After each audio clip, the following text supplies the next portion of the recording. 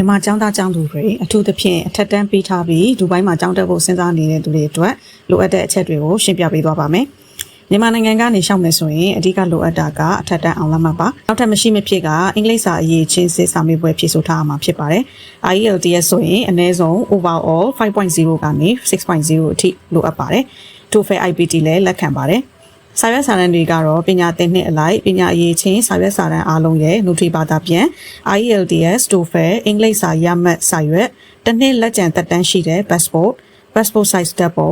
CV သို့မဟုတ် resume နဲ့ statement of purpose တွေလည်းလိုအပ်ပါတယ်။တချို့ကျောင်းတွေဆိုရင်ကျန်းမာရေးစစ်ဆေးချက်စာရွက်စာတမ်းတွေလည်းတောင်းတတာဖြစ်တဲ့အတွက်မိမိရှောက်မဲ့ကျောင်းကိုစုံစမ်းပြီးပြင်ဆင်ထားသင့်ပါတယ်။ Tuition fees ကတက္ကသိုလ်နဲ့ကိုရှောက်မဲ့နေကြပေါ်မူတည်ပြီးတစ်နှစ်ကို American dollar 12,000 ကနေ 25,000 အထိရှိနိုင်ပါတယ်။စားတောက်စရိတ်ကတော့တစ်လကို American dollar 200 ကနေ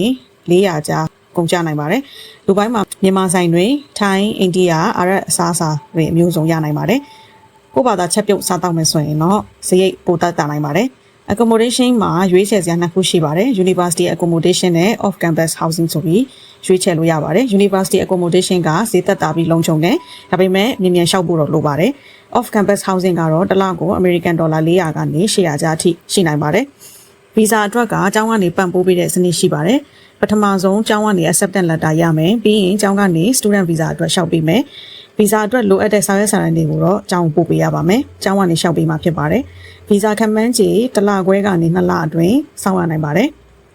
student visa နဲ့ part time အလုပ်လုပ်ခွင့်လည်းရှိပါတယ်။နောက်ဆုံးအရေးကြီးတဲ့အချက်တွေကတော့ tuition fees အပြင်တစ်နှစ်စာမိမိနေထိုင်စားသောက်စရိတ်အတွက် American dollar 1000 ကနေ 1000 ခွဲကြားကြိုပြီးပြင်ဆင်ထားသင့်ပါတယ်။စာရွက်စာတမ်းတွေကိုကျောင်းလျှောက်ခါနေ6လကြိုတင်စပြီးတော့ပြင်ဆင်ထားသင့်ပါတယ်။ဒူဘိုင်းကနိုင်ငံတကာအဆင့်မြင့်ပညာရေးအခွင့်အလမ်းတွေရှိတဲ့နေရာဖြစ်ပြီးမြန်မာကျောင်းသားတွေအတွက်ရွေးချယ်စရာအကောင်းတစ်ခုပါပဲ။အားလုံးပဲစူးစမ်းအားထုတ်မှုအောင်မြင်ပြီးအနာဂတ်ကောင်းတွေရရှိကြပါစေ။